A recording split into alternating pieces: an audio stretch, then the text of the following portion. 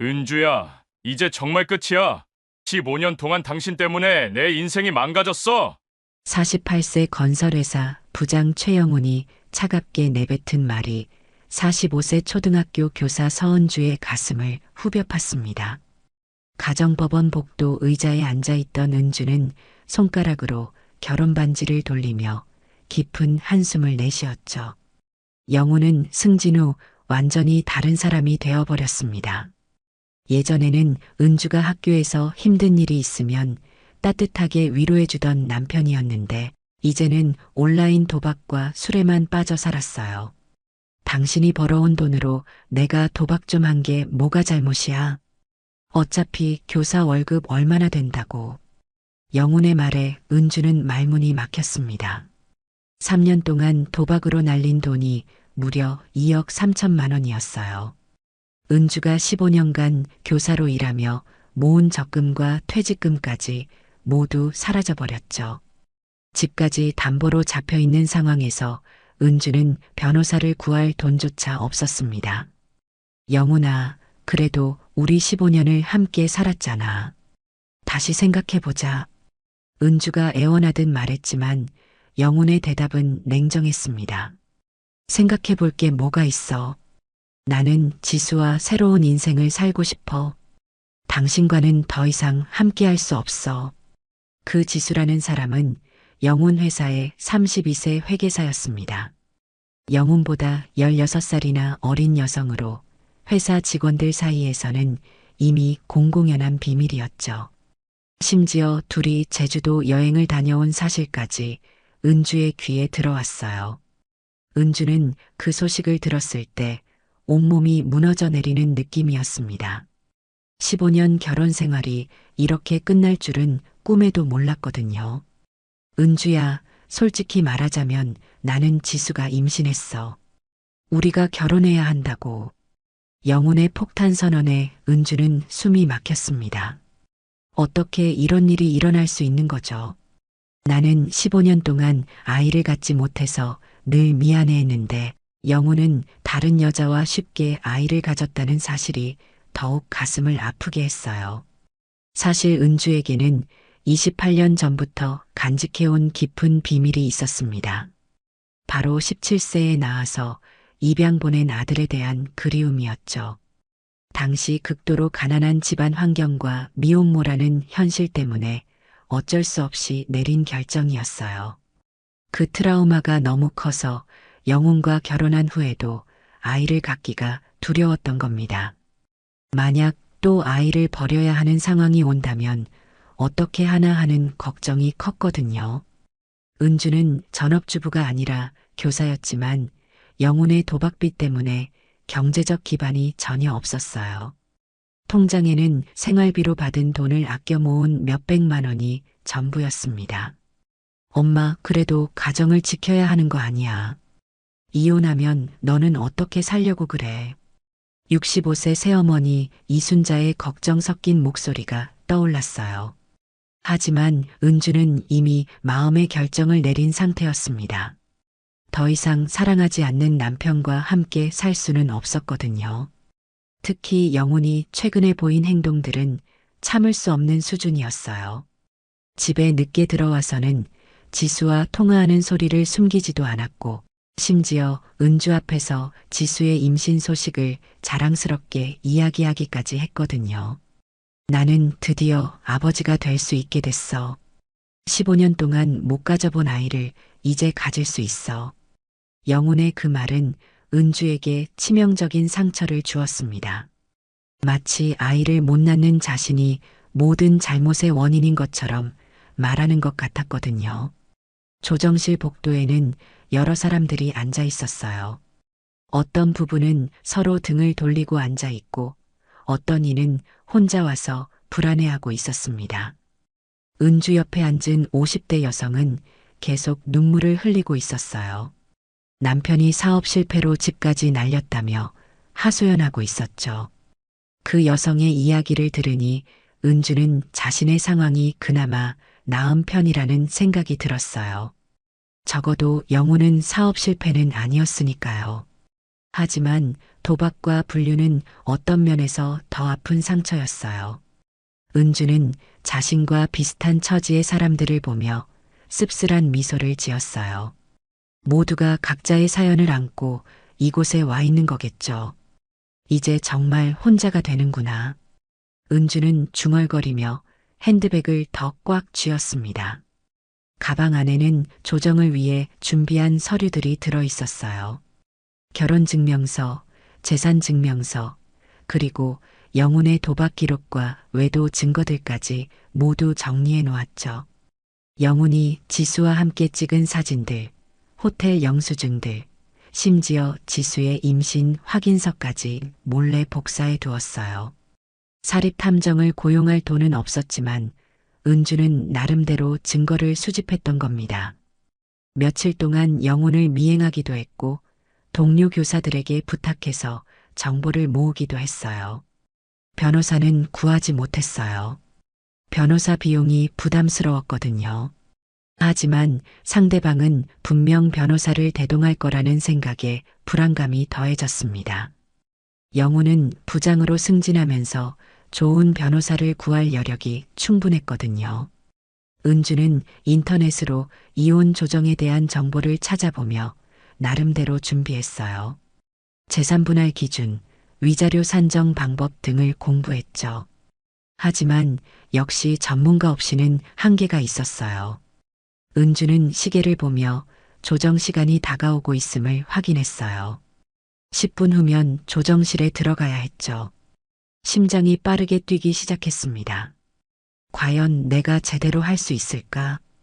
변호사도 없이 혼자서 영웅과 맞설 수 있을까? 온갖 걱정이 머릿속을 스쳐갔어요.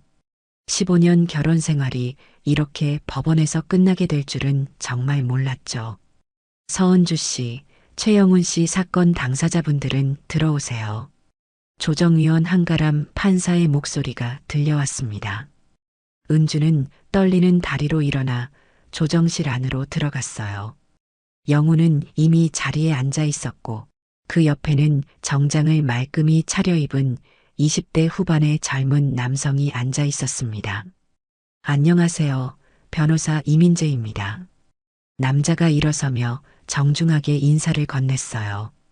키가 175cm 정도 되는 단정한 외모의 민재는 눈매가 특별히 온화했어요. 은주는 민재를 바라보는 순간 설명할 수 없는 감정에 휩싸였습니다. 갑자기 가슴이 막히면서 숨을 제대로 쉴 수 없었어요. 눈물이 핑 돌기 시작했습니다. 왜 이런 감정이 드는지 자신도 알 수 없었어요. 괜찮으신가요? 민재가 걱정스러운 표정으로 물었어요.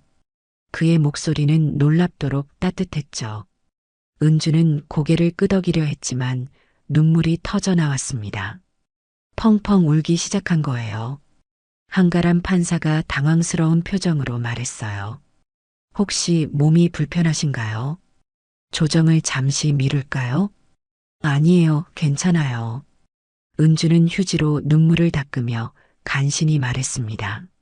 하지만 마음 한구석에서 계속 울컥함이 올라왔어요. 영훈이 짜증스러운 표정으로 중얼거렸죠. 뭐 하는 거야, 창피하게. 그런데 놀랍게도 민재가 영훈을 향해 부드럽지만 단호한 목소리로 말했어요. 이혼 조정은 누구에게나 힘든 과정입니다. 충분히 이해할 수 있어요. 은주는 민재의 말에 더욱 마음이 흔들렸습니다. 왜 이렇게 낯익은 걸까요? 분명 처음 보는 사람인데 왜 이렇게 친근하게 느껴지는 걸까요? 민재는 은주를 바라보며 부드럽게 말했어요. 천천히 마음을 가다듬으세요. 오늘 조정에서 좋은 결과가 있을 거예요. 그 말에 은주는 더욱 울컥했습니다. 28년 전 어린 시절 들었던 따뜻한 목소리가 겹쳐져 보였거든요. 아니, 정확히는 자신이 상상했던 그 목소리였어요. 한가람 판사가 상황을 정리하며 말했습니다. 그럼 이제 조정을 시작하겠습니다. 최영훈 씨 측에서 먼저 말씀해 주세요. 민재가 서류를 정리하며 차분하게 말했어요. 저희 의뢰인 최영훈 씨는 15년간의 결혼 생활을 정리하고 새로운 출발을 하고자 합니다. 재산 분할과 관련해서는 합리적인 선에서 합의하고자 해요. 은주는 민재의 말을 들으며 복잡한 감정에 휩싸였습니다. 저 사람이 왜 이렇게 마음에 와닿는 걸까요? 분명 적의 편에 서 있는 변호사인데도 말이에요. 그런데 민재의 다음 말이 은주를 더욱 놀라게 했어요. 다만 서은주 씨의 15년간 헌신도 인정되어야 한다고 생각합니다. 단순히 경제적 기여만으로 재산 분할을 결정할 수는 없죠. 영훈이 깜짝 놀라며 민재를 쳐다봤어요. 변호사님, 뭐라고 하시는 거예요? 저는 제 편이잖아요. 민재는 영훈을 향해 진지하게 말했어요. 저는 정의롭고 공정한 조정이 이루어지기를 바랍니다. 그것이 진정한 변호사의 역할이라고 생각해요. 한가람 판사가 고개를 끄덕이며 말했어요. 변호사님 말씀이 맞습니다. 양측 모두의 입장을 고려해야죠. 은주는 민재를 바라보며 가슴이 두근거렸어요. 이런 변호사가 있다니. 자신의 의뢰인보다 정의를 우선시하는 변호사 말이에요. 민재가 계속 말했어요. 서은주 씨는 15년간 교육자로서 성실히 근무하며 가정 경제에 기여했습니다. 이는 명백한 경제적 기여입니다. 또한 최영훈 씨의 도박 중독과 불륜으로 인한 정신적 피해도 고려되어야 해요. 영훈이 벌떡 일어서며 소리쳤어요. 도박이라니요. 그리고 불륜이라니요. 증거도 없으면서 함부로 말하지 마세요. 민재는 침착하게 답했습니다. 증거는 충분합니다. 서은주 씨가 수집한 자료들을 보시죠. 은주가 깜짝 놀라며 민재를 바라봤어요. 어떻게 자신이 준비한 증거들을 알고 있는 걸까요? 민재가 은주를 향해 부드럽게 말했어요. 가방에서 증거 자료들을 꺼내주세요. 은주는 떨리는 손으로 가방을 열어 서류들을 꺼냈어요. 영훈과 지수의 사진들, 호텔 영수증들이 나왔죠. 영훈의 얼굴이 새파랗게 변했어요. 이때 은주는 민재의 손을 우연히 보게 되었는데 왼손 약지에 작은 흉터가 있는 것을 발견했어요. 그 순간 28년 전 기억이 스쳐갔습니다. 자신이 낳은 아이도 손에 작은 상처가 있었거든요. 하지만 그때는 너무 어린 아기라서 정확히 기억나지 않았어요. 조정이 잠시 중단되자 민재는 더욱 놀라운 자료들을 제시하기 시작했어요. 실제로 최영훈 씨의 도박 초기 손실 일부는 서은주 씨의 개인 자산에서 나온 것으로 확인됩니다. 은주가 깜짝 놀라며 민재를 바라봤어요. 어떻게 그런 사실을 알고 있는 걸까요?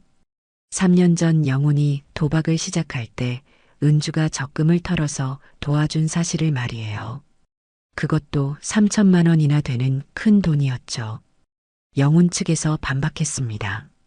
그런 사실을 증명할 수 있는 증거가 있나요? 민재가 서류를 꺼내며 말했어요. 여기 3년 전 은행 거래 내역서가 있습니다. 서은주 씨 명의의 정기예금이 해지되어 최영훈 씨 계좌로 이체된 기록이 명확히 남아 있어요. 은주는 그 서류를 보고 더욱 놀랐습니다. 어떻게 민재가 그런 자료를 구할 수 있었을까요?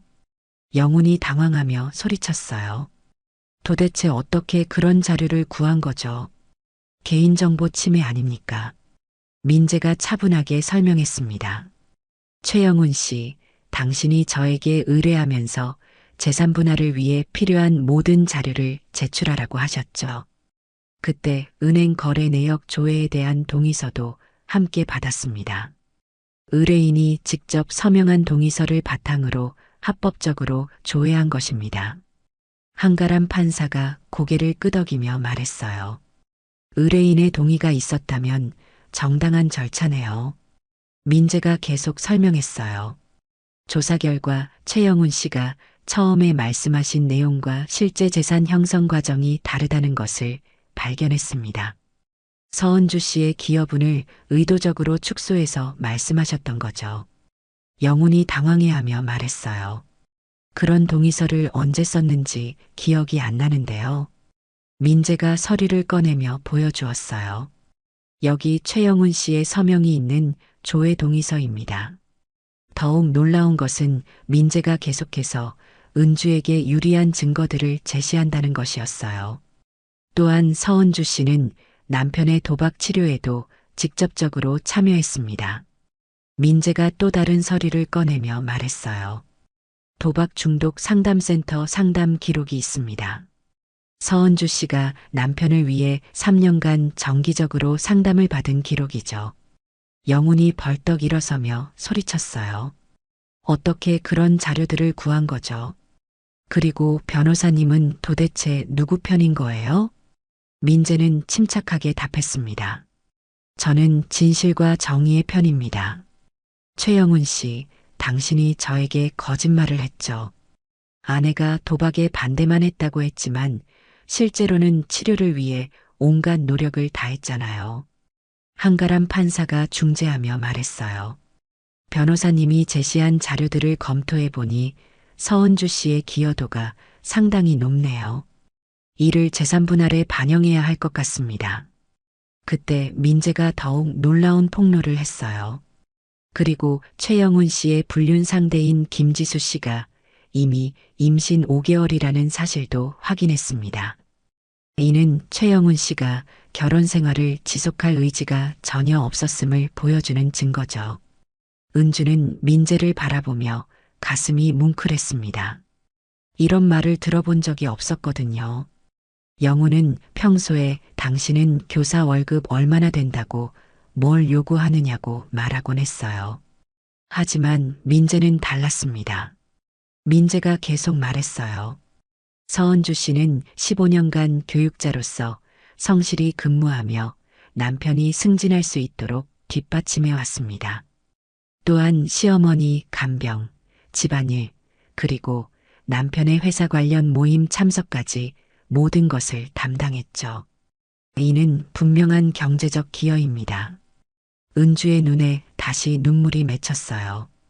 이번에는 슬픔이 아니라 감동의 눈물이었습니다. 누군가 자신의 삶을 이렇게 인정해 주다니요. 민재는 서류를 정리하며 말했어요.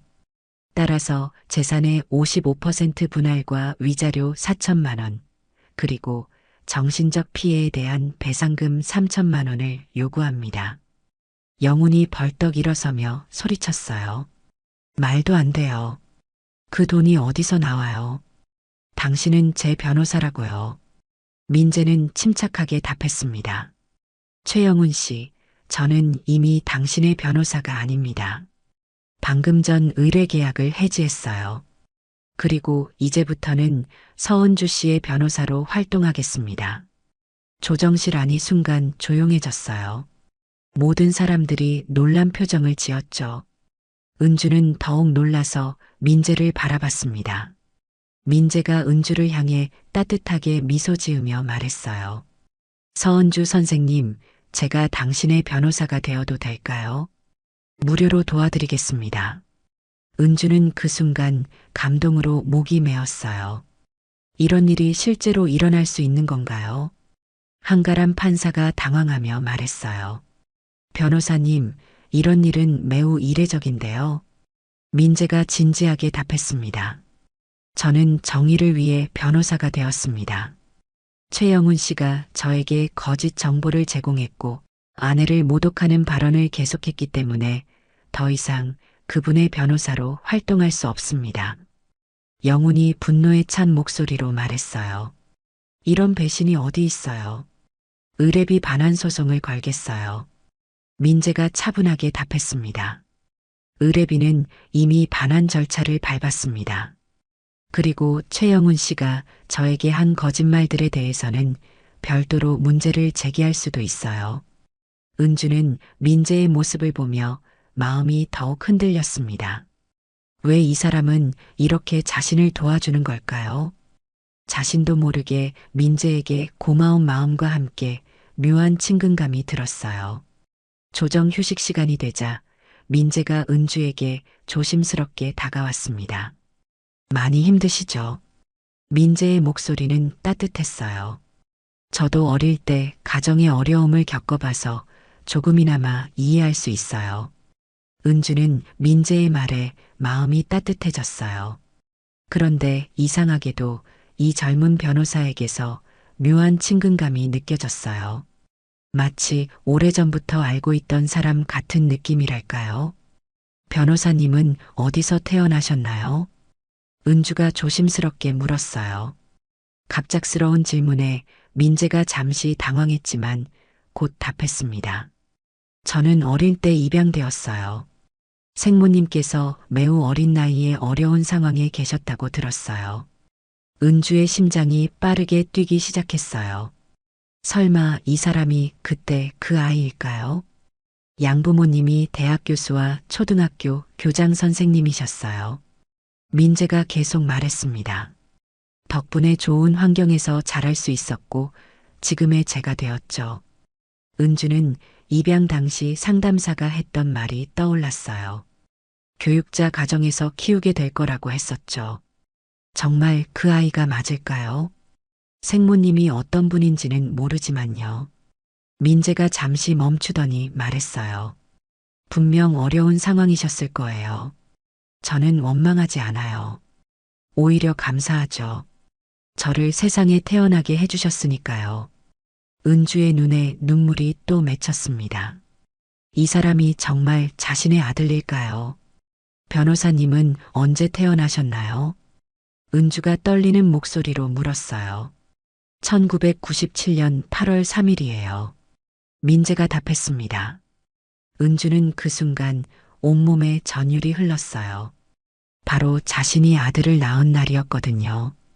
그때 병원에서 의사가 말했어요. 축하합니다. 건강한 아들입니다. 8월 3일 새벽 4시 15분에 태어났어요. 은주는 그 순간을 평생 잊을 수 없었죠. 혹시 몸에 특별한 점이나 흉터가 있나요? 은주가 조심스럽게 물었어요. 민재가 이상하다는 표정을 지었지만 답했습니다. 오른쪽 팔뚝에 작은 화상 흉터가 있어요.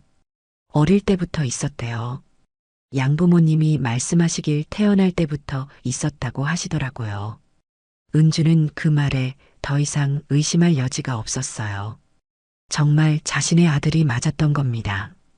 그런데 민재가 갑자기 은주를 유심히 바라보기 시작했어요. 혹시 저에게 뭔가 말씀하고 싶으신 게 있나요? 왜 자꾸 저에 대해 물어보시는 거죠? 은주는 어떻게 말해야 할지 몰라 당황했어요. 그냥 변호사님이 왠지 친근하게 느껴져서요. 정말 감사해요. 민재가 미소를 지으며 말했어요. 저도 처음 배웠을 때부터 뭔가 친근한 느낌이 들었어요. 마치 어디서 본 것 같은 기분이랄까요? 은주의 가슴이 더욱 빠르게 뛰었습니다. 민재도 같은 느낌을 받고 있었던 거네요. 그때 민재가 또 다른 이야기를 했어요. 사실 저는 어릴 때부터 생모님을 찾고 싶었어요. 어떤 분인지, 왜 저를 입양 보내셨는지 궁금했거든요. 하지만 양부모님이 상처받으실까봐 찾지 못했어요. 은주는 그 말에 가슴이 아팠어요. 자신의 아들이 그동안 얼마나 궁금해했을까요? 민재가 계속 말했어요. 입양 기관에서는 생모님이 매우 어려운 상황에 계셨다고만 알려주었어요. 고등학생이셨고 경제적으로 힘드셨다고 하더라고요. 은주는 그때의 자신을 떠올리며 눈물이 났어요. 정말 어려웠었죠. 아버지를 잃고 혼자 남겨져서 하루하루가 힘들었어요. 그런데 민재가 갑자기 놀라운 말을 했어요. 혹시 교육 관련 일을 하셨나요? 생모님이 교육을 중요하게 생각하셨다고 들었거든요. 은주가 깜짝 놀라며 답했어요. 네, 초등학교 교사예요. 어떻게 아셨죠? 민재의 눈이 커졌어요. 정말요. 저도 어릴 때 교사가 되고 싶었거든요. 양어머니가 교장 선생님이셔서 영향을 받았나 봐요. 그런데 왜인지 교육에 대한 관심이 남달랐어요. 마치 누군가로부터 물려받은 것 같은 느낌이요. 은주는 그 말에 더욱 감동했어요. 혈연의 끈이란 게 정말 있는 것 같았거든요. 조정이 재개되자 민재는 더욱 열정적으로 은주를 위해 변론했습니다. 하지만 은주의 머릿속에는 28년 전 기억이 생생하게 떠올랐어요. 당시 17세였던 은주는 정말 어려운 시절을 보내고 있었습니다. 아버지 서동철은 심한 알코올 중독자였고 어머니 김순희는 그런 남편을 견디지 못해 은주가 고등학교 2학년 때 가출해 버렸어요. 은주야, 엄마는 더 이상 못 살겠어. 너라도 잘 살아야 해. 어머니가 마지막으로 남긴 말이었죠. 혼자 남은 은주에게 유일한 위로가 되어준 것은 같은 반 남학생 박성호였습니다. 성호는 반장을 맡고 있었고 성적도 우수한 모범생이었어요. 은주의 어려운 가정 환경을 알고도 따뜻하게 대해주었죠. 은주야, 괜찮아. 내가 너를 지켜줄게. 성호의 그 말에 17세 은주는 의지하며 살았어요. 둘은 서로 사랑하게 되었고 은주는 성호와 함께 미래를 꿈꿨어요. 성호야, 우리 나중에 결혼하면 꼭 행복하게 살자. 은주가 말했을 때 성호도 고개를 끄덕였었죠. 물론이지. 나는 너 없이는 살 수 없어. 하지만 은주가 임신했다는 사실을 알게 되자 성호의 태도는 완전히 바뀌었어요. 은주야, 나는 아직 고등학생이야. 책임질 수 없어. 게다가 너는 가난한 집 딸이잖아. 우리 부모님이 절대 용납하지 않으실 거야. 성호는 냉정하게 그렇게 말하며 은주를 떠났습니다. 심지어 병원비 300만 원만 주고는 연락을 끊어버렸어요. 홀로 남은 17세 은주는 편의점 야간 아르바이트를 하며 임신 기간을 버텼어요. 고시원에서 라면과 빵으로 연명하며 8개월을 버텼죠. 은주야, 애 아버지는 어디 갔어? 고시원 사장 아주머니가 물었을 때 은주는 대답할 수 없었어요. 병원에서 건강한 아들을 낳았지만 키울 여력이 전혀 없었어요. 하루에 두 끼도 제대로 먹지 못하는 상황에서 아기를 어떻게 키울 수 있겠어요? 민재야, 엄마가 미안해. 너무 어려서 너를 제대로 키울 수 없어. 꼭 좋은 부모님 만나서 행복하게 살아라. 갓난아기를 품에 안고 마지막 인사를 했던 그 순간을 은주는 평생 잊을 수 없었어요. 입양상담사가 말했어요. 좋은 가정을 찾아드릴게요. 대학 교수와 초등학교 교장 선생님 부부가 아이를 원하고 있어요. 아이가 행복하게 자랄 수 있도록 최선을 다하겠습니다. 은주는 아기의 오른쪽 팔뚝에 있던 작은 화상 흉터를 기억해 두었어요. 의사가 말하길 자연스럽게 없어질 수도 있다고 했지만 은주는 그 흉터를 기억해 두었어요. 언젠가 다시 만날 수 있다면 알아볼 수 있을 거라고 생각했거든요. 그리고 아기가 태어날 때 왼발에 6째 발가락이 있어서 제거 수술을 받은 것도 기억났어요. 입양 서류에 아이의 이름을 이민재라고 적었습니다. 민첩하고 재능 있는 사람이 되라는 뜻이었어요. 아이를 보낸 후 은주는 혼자 울었습니다. 며칠 동안 밥도 제대로 먹지 못했죠. 하지만 살아야 했어요. 고등학교를 마치고 대학에 가야 했고 언젠가는 아들을 다시 만날 수 있을 거라는 희망을 품고 살았거든요. 그렇게 은주는 고등학교를 마치고 교육대학에 진학했습니다. 낮에는 과외를 하고 밤에는 편의점에서 일하며 학비를 벌었어요. 아들에게 부끄럽지 않은 사람이 되고 싶었거든요. 그리고 직장에서 만난 최영훈과 결혼을 했어요. 영훈에게는 과거 이야기를 하지 않았습니다. 아이가 있다는 것도 숨겼죠. 실제로는 아이를 가질 수 있었지만 과거의 상처 때문에 아이를 갖기가 두려웠어요. 만약 또 아이를 버려야 하는 상황이 온다면 어떻게 하나 하는 걱정이 컸거든요. 민재가 계속해서 은주를 위한 증거들을 제시하는 모습을 보며 은주는 더욱 확신을 갖게 되었어요. 이 사람이 바로 자신이 28년 전에 보낸 그 아이라고 말이에요. 서은주 씨가 15년간 희생한 것들을 생각해 보세요. 민재가 열정적으로 말했어요. 자신의 꿈을 포기하고 가정에만 충실했잖아요. 그 말에 한가람 판사가 공감하며 고개를 끄덕였어요. 영훈 측에서는 새로운 변호사를 급하게 구해왔지만 준비가 부족해 보였어요. 민재는 체계적으로 은주의 기여도를 입증했습니다. 서은주 씨는 단순히 가사노동만 한 것이 아닙니다. 남편의 승진을 위해 회사 관련 모임에 적극 참여했고 상사들과의 관계 관리까지 모두 도맡아 했어요. 이는 연봉으로 따지면 연간 2천만 원 이상의 가치가 있습니다. 한가람 판사가 놀라며 말했어요. 구체적인 증거가 있나요? 민재가 더 많은 서류를 제시했어요. 여기 당시 회사 행사 참석 기록과 서은주 씨가 작성한 관계관리 일지가 있습니다. 또한 동료들의 증언서도 확보했어요. 은주는 민재가 어떻게 이런 자료들을 구했는지 신기했어요. 자신도 기억하지 못했던 것들까지 찾아낸 거죠. 민재가 계속해서 증거를 제시했어요. 서은주 씨는 또한 남편의 건강 관리에도 큰 역할을 했습니다.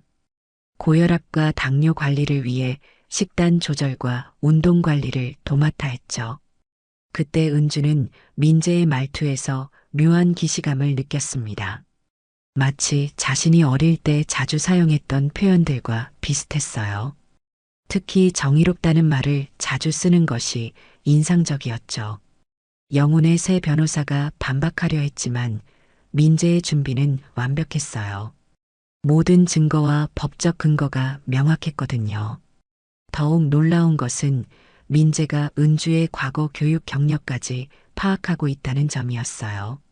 서은주 씨는 교사로 근무하면서 여러 교육상을 받았습니다. 민재가 새로운 자료를 꺼내며 말했어요. 우수교사상, 교육혁신상 등 총 5개의 상을 받으셨고 이는 전문성을 인정받은 증거입니다. 은주는 깜짝 놀랐어요. 그런 자료들을 어떻게 구했을까요? 심지어 자신도 잊고 있었던 오래된 수상 기록까지 있었거든요. 또한 서은주 씨는 지역 교육 봉사활동에도 적극 참여했습니다. 민재가 계속 말했어요. 10년간 매주 토요일마다 다문화 가정 아이들을 무료로 가르쳤죠. 이런 활동들이 가정에서의 헌신과 더불어 사회적 기여도 보여줍니다. 한가람 판사가 감탄하며 말했어요. 정말 모범적인 분이시네요. 이런 기여도라면 재산 분할에서 충분히 고려되어야 할 것 같습니다. 그 결과 은주는 예상보다 훨씬 좋은 조건으로 합의를 이룰 수 있게 되었습니다. 재산 분할 55%와 위자료 4천만 원, 정신적 피해 배상금 3천만 원을 받기로 했어요. 영훈은 불만스러운 표정이었지만 더 이상 반박할 수 없었죠. 민재가 제시한 증거들이 너무 명확했거든요. 조정이 성공적으로 마무리되자 민재가 은주에게 말했어요.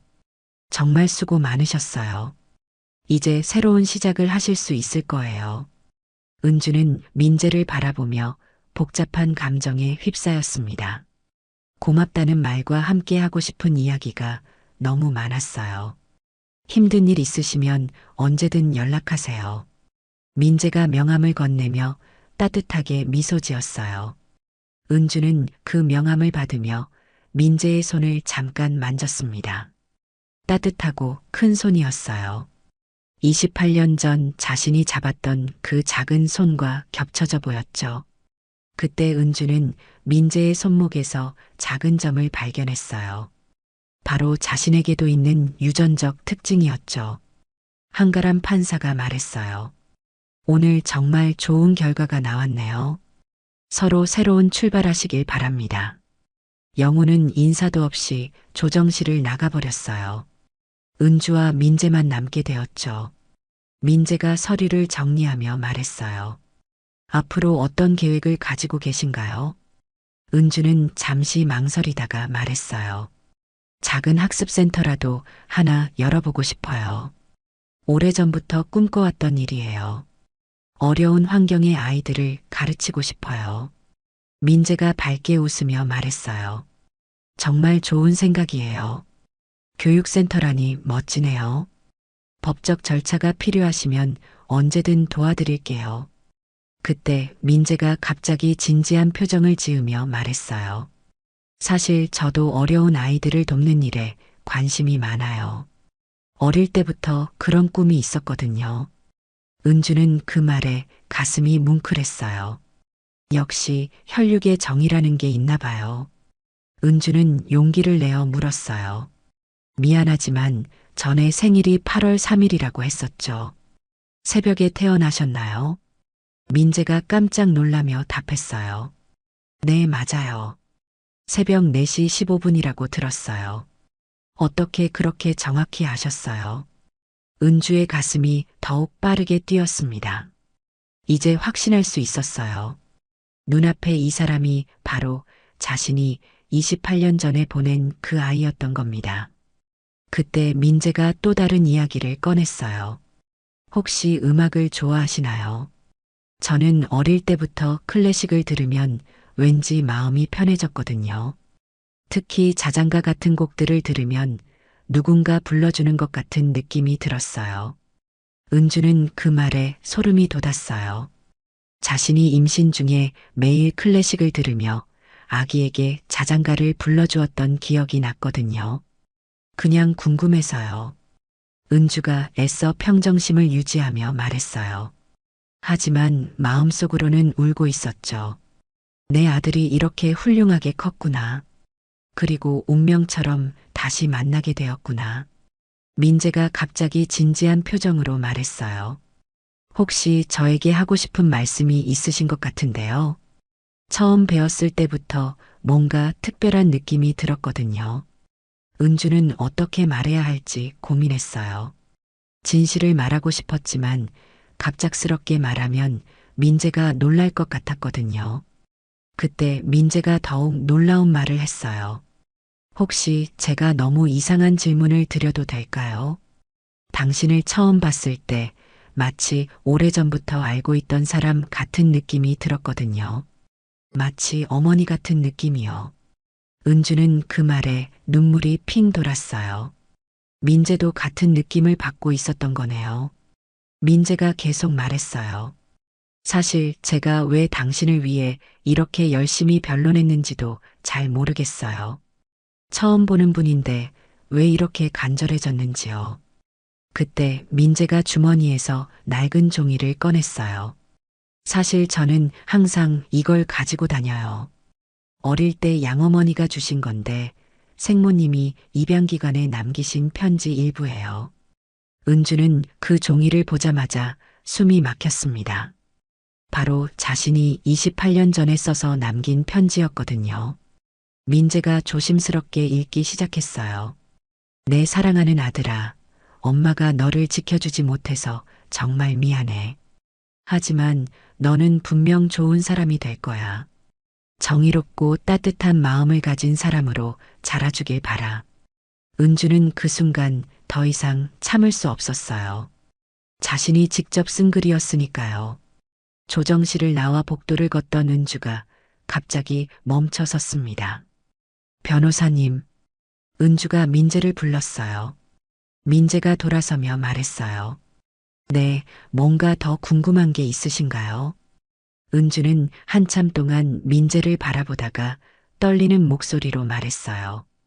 오른쪽 팔뚝에 정말 작은 화상 흉터가 있나요? 동전 크기의 흉터 말이에요.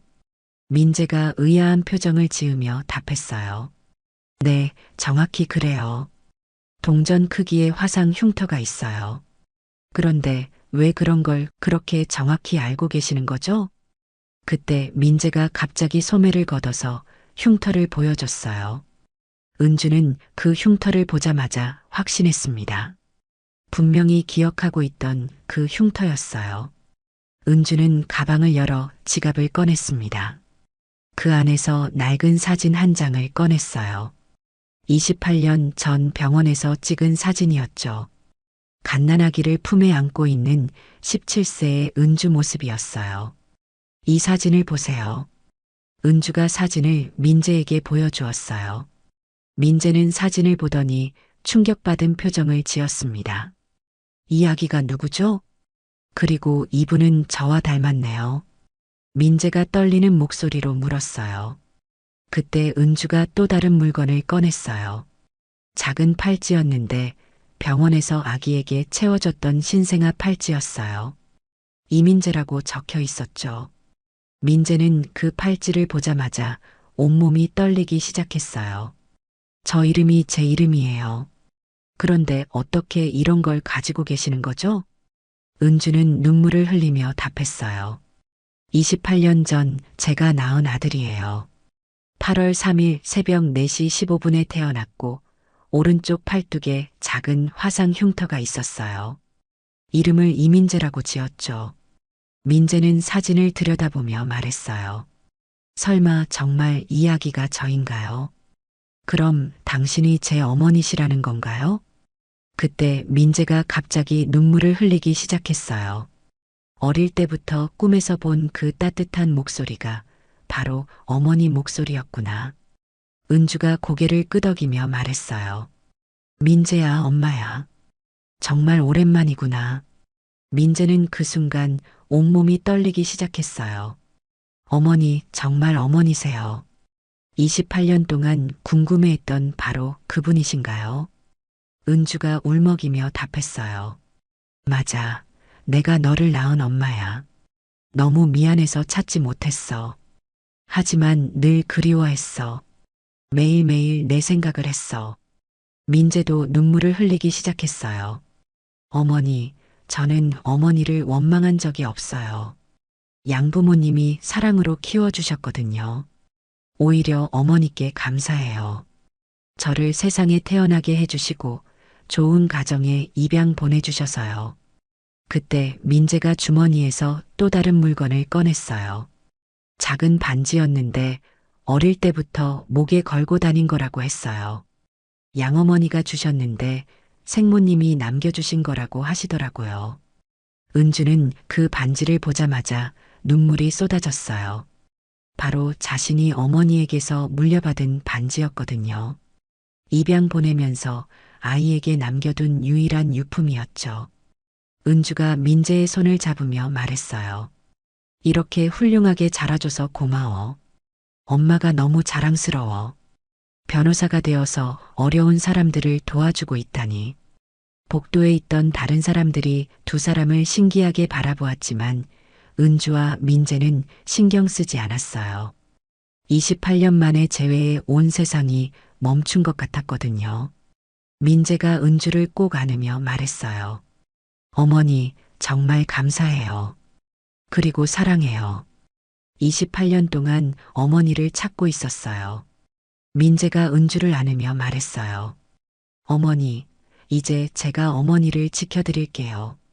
28년 동안 못해드린 효도를 이제부터라도 하겠어요. 은주는 민재의 품에서 28년 동안 참았던 눈물을 쏟아냈습니다. 미안해, 정말 미안해.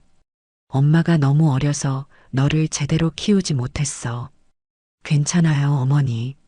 민재가 은주의 등을 토닥이며 말했어요. 이제 우리 함께해요. 그런데 정말 신기해요. 운명이 우리를 다시 만나게 한 것 같아요. 은주가 민재를 바라보며 말했어요. 그러게 말이야. 내가 영훈 변호사로 왔는데 오히려 엄마를 도와주게 되다니. 이런 일이 우연일 수가 있을까? 민재가 웃으며 답했어요. 분명 하늘이 우리를 만나게 해준 거예요. 어머니가 힘들 때 제가 나타날 수 있도록 말이에요. 그때 은주가 걱정스러운 표정으로 말했어요. 그런데 양부모님께는 뭐라고 말씀드려야 할까? 섭섭해 하시지 않을까? 민재가 진지하게 답했어요. 양부모님은 이해해 주실 거예요. 오히려 기뻐하실 것 같아요. 저를 낳아주신 어머니를 만나게 되었다고 하시면서요. 은주는 그 말에 안도했어요. 정말 좋은 분들이 민재를 키워주신 것 같았거든요. 한 달 후 은주는 민재의 양부모 집에서 저녁 식사를 함께 하고 있었습니다. 양아버지 이정수와 양어머니 박혜진은 은주를 따뜻하게 맞아주었어요. 정말 고마워요. 우리 민재를 이렇게 훌륭하게 키워주셔서. 은주가 깊이 인사를 드렸어요. 정수가 미소를 지으며 말했어요. 민재 어머니야말로 고마워요. 이런 좋은 아들을 낳아주셔서. 그리고 우리에게 맡겨주셔서요. 덕분에 우리도 부모가 될 수 있었어요. 혜진도 은주의 손을 잡으며 말했어요. 민재가 어릴 때부터 생모님을 그리워했거든요. 항상 엄마는 어떤 분일까 궁금해했어요. 이제 만나게 되어서 정말 다행이에요. 65세 새어머니 순자도 함께 자리했어요. 손자를 만났다며 눈물을 흘렸죠. 우리 민재야 할머니가 얼마나 보고 싶었는지 몰라. 이제 진짜 가족이 다 모였구나. 순자가 민재의 손을 꼭 잡으며 말했어요. 민재는 할머니께 정중하게 인사를 드렸습니다. 할머니, 앞으로 자주 뵐게요. 그리고 잘 모셔드릴게요. 어머니도 함께 모시고 살고 싶어요. 은주는 이 모든 상황이 꿈만 같았어요. 이혼으로 가족을 잃었다고 생각했는데 오히려 더 큰 가족을 얻게 되었거든요. 어머니, 새로 시작하실 학습센터 준비는 어떻게 되고 있어요? 민재가 관심 있게 물었어요. 은주는 밝게 웃으며 답했어요. 내 덕분에 좋은 자리를 찾았어. 주택가 근처의 작은 공간이지만 아이들이 공부할 수 있는 곳이야. 다음 주에 계약하기로 했어요. 민재가 기뻐하며 말했어요. 법적 절차는 제가 다 도와드릴게요. 그리고 인테리어 비용도 제가 보태드릴게요. 은주가 손을 저으며 말했어요. 아니야, 엄마가 할 수 있어. 너한테 의지하려고 다시 만난 게 아니야. 민재가 진지하게 말했어요. 의지하는 게 아니라 가족이니까 당연한 거예요. 28년 동안 못해드린 효도를 이제 하고 싶어요. 몇 달 후 은주는 민재의 도움으로 희망교실이라는 방과 후 학습센터를 열었어요. 어려운 환경의 아이들을 무료로 가르치는 곳이었죠. 이혼 조정에서 받은 돈을 종잣돈으로 시작한 사업이었어요. 개원식 날 민재가 축사를 했어요. 우리 어머니께서 28년 전 저를 좋은 가정에 입양 보내주신 것처럼 이제는 어려운 아이들에게 희망을 나눠주실 것입니다. 희망교실은 곧 소문이 나기 시작했어요. 은주의 정성스러운 가르침에 아이들의 성적이 눈에 띄게 향상됐거든요. 동네 어르신들도 저런 선생님이 있어서 우리 동네가 복받았다고 칭찬했어요. 민재는 법무법인에서 승진해서 파트너 변호사가 되었고 어려운 사람들을 위한 무료 법률 상담을 정기적으로 해주었어요. 특히 가정폭력이나 이혼 문제로 고통받는 여성들을 많이 도와주었죠. 어느 날 은주가 민재에게 말했어요. 민재야, 엄마가 28년 전에 너를 보낸 것이 잘못된 선택이었을까봐 늘 걱정했는데 이제는 확신해. 그때의 선택이 옳았던 것 같아. 너는 정말 훌륭한 사람이 되었구나. 민재가 은주의 손을 잡으며 답했어요. 어머니, 모든 것이 운명이었던 것 같아요. 어머니가 힘들 때 제가 나타날 수 있도록 하늘이 도와준 거예요. 은주와 민재는 매주 일요일마다 양부모님과 할머니와 함께 가족 모임을 가졌어요. 28년의 공백을 메우기 위해 서로의 이야기를 나누며 더욱 돈독한 가족이 되어갔죠. 그리고 1년 후 은주는 희망교실 2호점을 열게 되었어요. 이번에는 민재가 직접 투자해서 더 큰 규모로 시작할 수 있었죠. 어려운 환경의 아이들이 꿈을 포기하지 않고 공부할 수 있는 공간이 하나 더 생긴 거예요. 민재가 또 다른 이야기를 했어요. 사실 저는 어릴 때부터 어머니를 그리는 그림을 자주 그렸어요. 얼굴은 정확히 모르지만 긴 머리에 따뜻한 미소를 짓고 있는 여성의 모습이었죠. 은주가 놀라며 답했어요. 정말이요. 나도 너를 그리워하며 매일 그림을 그렸어. 아기 때 모습을 기억해서 자라는 모습을 상상하며 그렸지. 두 사람은 28년의 공백을 메우기 위해 더 많은 이야기를 나누었어요. 민재는 자신의 성장 과정을 이야기했고, 은주는 그동안 민재를 그리워했던 시간들을 털어놓았어요. 어느 날 민재가 은주에게 말했어요. 어머니, 제가 법무법인에서 일하는 동료들에게 학습센터 이야기를 했더니 모두 관심 있어 한대요. 자원봉사도 하고 싶다고 해요. 은주가 고마워하며 답했어요. 정말 고마워. 하지만 너무 무리하지는 마. 엄마가 천천히 할게. 혜진이 제안했어요. 학습센터 이름은 정말 잘 지으셨어요. 희망교실이라니 아이들에게 정말 희망을 주는 이름이네요. 은주가 잠시 생각하더니 말했어요. 민재를 위해 지었던 이름이기도 해. 내가 28년 동안 품었던 희망이었거든. 민재가 기뻐하며 말했어요. 정말 좋은 이름이에요. 저도 그 희망의 의미를 이어받아 더 열심히 살겠어요. 순자가 웃으며 말했어요. 그럼 학습센터에서 은주가 직접 아이들 상담도 해주면 좋겠네. 교사 경험이 있으니까 아이들이 정말 좋아할 거야. 은주가 망설이며 답했어요. 워낙 오랫동안 현장을 떠나 있어서 실력이 많이 늘었을 텐데요. 민재가 격려하며 말했어요. 괜찮아요. 다시 연습하시면 돼요. 저도 함께 도울게요. 어머니와 함께 아이들을 가르칠 수 있다면 정말 좋을 것 같아요. 집으로 돌아가는 길에 민재가 은주에게 말했어요. 어머니, 정말 행복해요. 이런 날이 올 줄 몰랐어요. 양부모님도 정말 좋은 분들이시고 할머니도 건강하시고 은주도 밝게 웃으며 답했어요. 엄마도 그래. 가족을 잃었다고 생각했는데 오히려 더 큰 가족을 얻었어. 민재가 진심으로 말했어요. 앞으로 어머니를 지켜드릴게요. 그리고 할머니도 함께 모시고 살아요. 학습센터가 성공하면 더 큰 집으로 이사해서 모두 함께 살면 좋겠어요. 은주는 아들의 따뜻한 마음에 또다시 눈물이 났어요. 하지만 이번에는 행복의 눈물이었죠.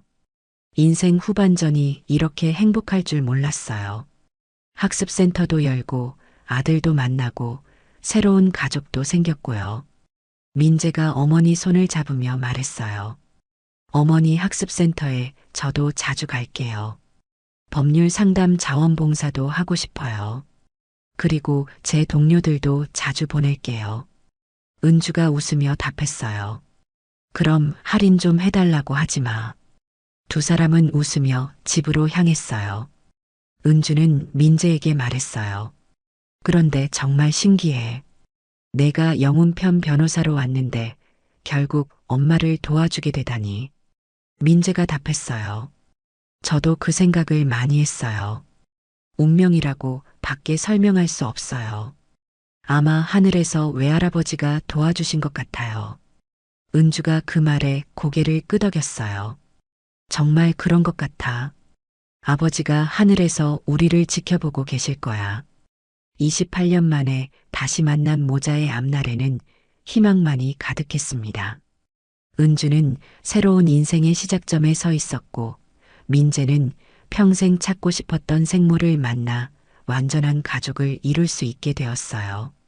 학습센터 준비로 바쁜 나날이 시작되었지만 민재가 모든 면에서 도움을 주었기 때문에 은주는 걱정이 없었습니다.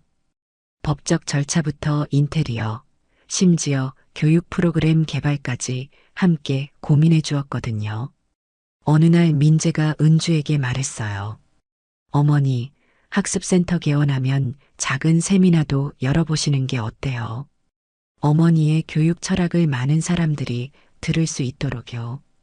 은주가 놀라며 답했어요. 그런 큰일을 내가 할 수 있을까? 민재가 격려하며 말했어요. 물론이에요. 어머니는 충분히 경험이 있으시고 저도 도와드릴게요. 우리 함께 만들어가는 거예요. 며칠 후 학습센터 인테리어가 한창일 때 민재는 은주에게 깜짝 선물을 준비했어요. 어머니, 이거 보세요. 민재가 가져온 것은 작은 피아노였어요. 학습센터에서 사용할 수 있도록 특별히 주문 제작한 것이었죠. 은주가 감동하며 말했어요. 이렇게 좋은 걸 어떡해요? 민재가 미소 지으며 답했어요. 어머니가 다시 음악을 접할 수 있도록 하고 싶었어요. 28년 전에 포기했던 꿈의 일부라도 다시 시작하세요. 은주는 아들의 마음에 깊이 감동했어요. 그리고 정말로 피아노 앞에 앉아 오랜만에 건반을 만져보았죠. 처음에는 서툴렀지만 점점 예전의 감각이 되살아났어요. 학습센터 개원일이 다가올수록 은주의 마음은 설렘으로 가득 찼습니다. 새로운 시작에 대한 기대와 함께 아들과 함께 만들어갈 미래에 대한 희망으로 말이에요. 그리고 무엇보다도 28년 만에 되찾은 가족의 따뜻함이 은주에게는 가장 큰 선물이었어요. 운명이 만들어낸 기적 같은 재회였지만 그보다 더 소중한 것은 서로를 향한 변함없는 사랑이었어요. 어머니와 아들은 각자의 자리에서 세상을 더 따뜻하게 만들어가고 있었습니다.